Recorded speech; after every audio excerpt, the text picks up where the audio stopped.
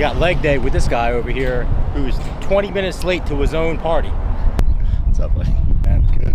Chris. Hi, nice to meet you. What's up, dude? Hey. Chris. What's up, dude?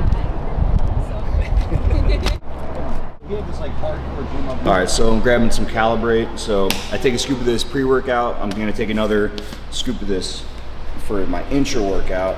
I might take a little bit extra scoop just because I'm with Jeff. I gotta make sure I look good. And I'm gonna add a second scoop or a second dosage of water about halfway through my workout. I try to get 40 to 64 ounces of water throughout my workout. So let's go. Do you want to guide the workout? Do you want to pick up exercise back and forth? What do you? No, I was telling Paul, I said, I like to do one of your workouts. My workout? Yeah, one of those balls out. All right. I mean, I've done a few of them. All right, man, let's go. We're gonna start off with leg extensions. We're gonna do a giant set to start this out. So we're trying to get as much blood pumped into the muscles as possible. So we're gonna get 20 short reps, and on the 21st rep, he's gonna do a squeeze all the way up. And then we're gonna do hamstring curls seated, and then we're gonna do some in-place split squats, okay? Basically just get everything in the legs fully pumped up before we go into anything heavy.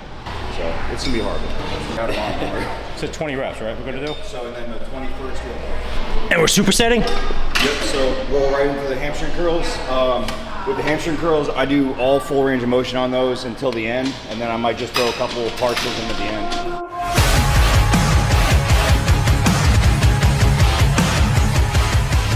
Ooh, this is good. Oh, he just one-upped it with Bulgarian split squats instead. I like that. That's okay too. That's what I normally do. Warming up, leg extensions and leg curls. That's not much left to say. Warming up, and then we're gonna go into some heavy compound movements.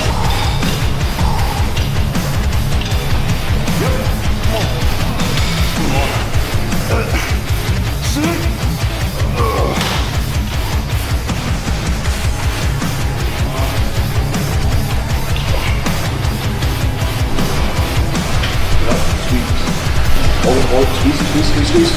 Slowly. Come on. Squeeze up front. Squeeze. You upset? Yeah, I gotta be honest. Jeff's got me on hamstring strength, but I'll push the weight on the quads. He's like twice as strong as him. Hold it. You got it, let's go.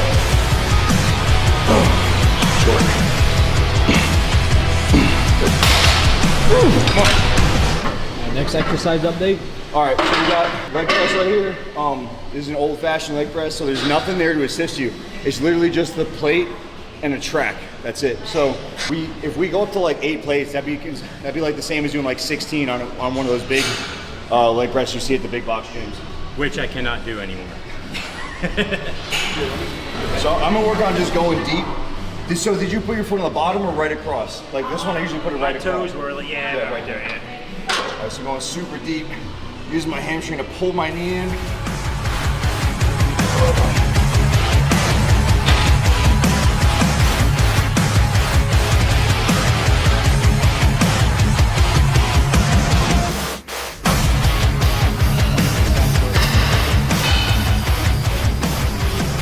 So you say pull from the bottom, or are you right here? Oh no, my feet were actually hanging off a little bit. So. How deep you want me to go? As deep as you can go without having your ass come off the pad. Like this. One more. I'm just holding his knees so his knees don't flare out. It's all the tension on his quads. Oh, that was good. Is that good? Very good. Yeah, I mean, you can go as heavy as you want, but you just have to make sure your form is on point. I mean, it doesn't make sense to go heavy, risk getting injured, and have shitty form. Plus, you know, overall for your muscle growth and progression, you want to make sure you have good form. I had 6 on or whatever, but I made that 6 feel like twice the amount of weight because I'm flexing my quads the entire time. I'm pulling my knee up with my hamstring, pulling it in, keeping tension, and I'm flexing the weight back up rather than just pushing it. Your reps aren't fast either. Your reps are controlled. Exactly. Control the negative and the positive. You know, a lot of people just throw the positive up and then just do the negative thing. That's enough. I mean, if you go lightweight, you're just burning out. Okay, you don't have to sit there and go slow. It's just you're burning out the muscle. There's a time and place for everything. That mixed berry is so freaking good. So just quick walkthrough again. We did a giant set, extensions, seated hammy curls, Bulgarian split squats, and then we went and did one-legged leg press, close and tight, you know, basically shoulder width. And then we did a two-legged close and low leg press, all focused on the quad. And then now we're doing like a neutral style hack squat. One of us could probably rack this thing out and just fucking start banging out reps, but we're going slow, we're going low. But the biggest thing is we're focusing on contraction. He's flexing his tibialis anterior, the front of his shin. He's flexing his hammies on the way down. He's flexing his hip flexors, pulling his knees upward. Everything's staying tight. His abs are tight. His glutes are tight the entire time of the motion. He's never relaxing. Constant tension is key. And that's why his legs are huge. You ain't failing, you ain't trying.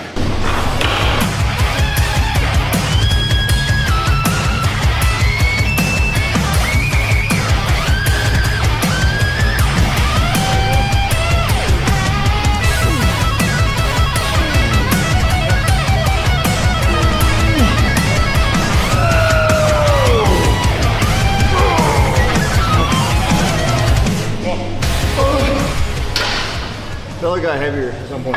So what do you, like 3 sets? Huh? Like, if you do it right, dude, you don't need to do 7, 8, 10 sets. No.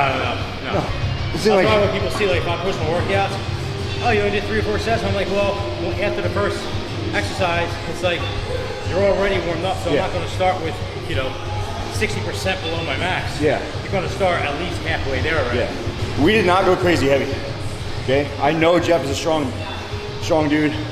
I'm a strong dude, but it's about the quality of the repetition that we had and the quality of the contraction. And of course we did drop sets. We did a giant set before. All those things matter. It's about how much you get out of those sets. You can make any type of weight feel heavy. Absolutely. Especially if you got the right partner, but you can do it on your own. I mean, you can get up and do your own drop set. You can hold at the bottom, you can squeeze to the top, you can hold in the middle. There's a lot of ways to add intensity under perfect form to make your sets way more intense. Well, I'd have to do 1,000 pounds in here. That is correct. All right, so we're doing dumbbell RDLs. We're doing it with a slight bend in the knee and basically going 3/4 or almost all the way down and about halfway back up, I'd say. Basically keeping constant tension on the hamstrings and the lower glute the entire time. I discussed this before in the past. When you come all the way up and you do that squeeze, you're risking injuring your lower back because you're moving your hips and everything forward and you're squeezing your lower spine. So all the way down, full range of motion, 3/4 of the way up. Like Chris said, keep all the tension on your hammies and glutes.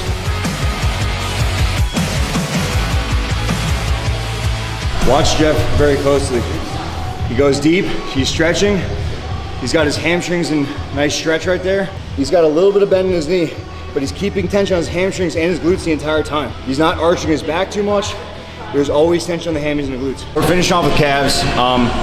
I've got calves of a 12-year-old schoolgirl, so who doesn't train calves. So Jeff has got giant calves, so he's teaching me a thing or two about training them. The king of calf. All right, so when I perform these, you'll notice that, like I always describe when I do these, is that I do not go all the way down. I go all the way up, hard contraction at the top. I come down parallel, and then a hard contraction at the top. I stretch when I'm done. I don't believe in stretching, going full range of motion all the way down and you stretch. I think there's way more benefit at the top contraction versus stretching at the bottom. So always stretch at the end. But again, this is my opinion. I got small calves and don't take my word for it. I always went all the way down and I stopped in the middle and just flexed really hard. Yep. That was way worse.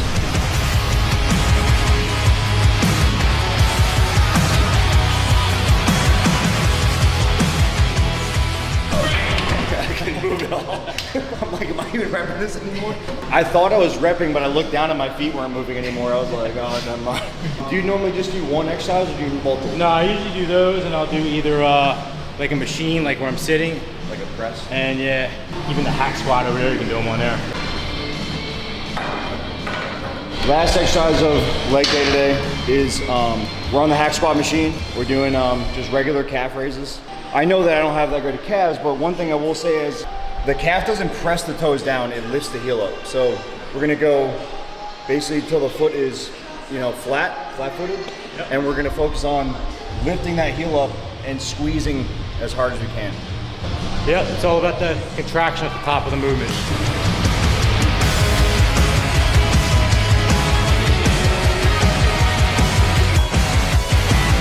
Always make it suck. That's it.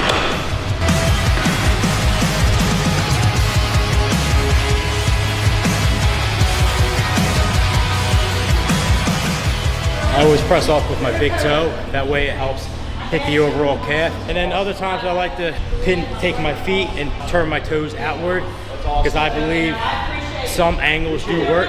So turning the toes out is going to help hit the inner calf more. Turning your toes inward is going to hit the outer calf more. And then feet straight, press off the toes to the overall calf. Now, some will argue with me saying turning your feet out and turning them in doesn't do anything. Yes, it does. But they are wrong. Sure. And I don't give a fuck if they have a PhD or anything. They're wrong. It 100% changes. Turn your toes in, you're getting that outer calf. Turn your toes out, it's inner calf. If I turn my feet in, my outer calf literally starts burning. Yes. So is that my figure of my imagination? I'm just gonna hit a couple poses. Definitely dry. Yeah, definitely flat. What's up? You wanna pump my legs first or something?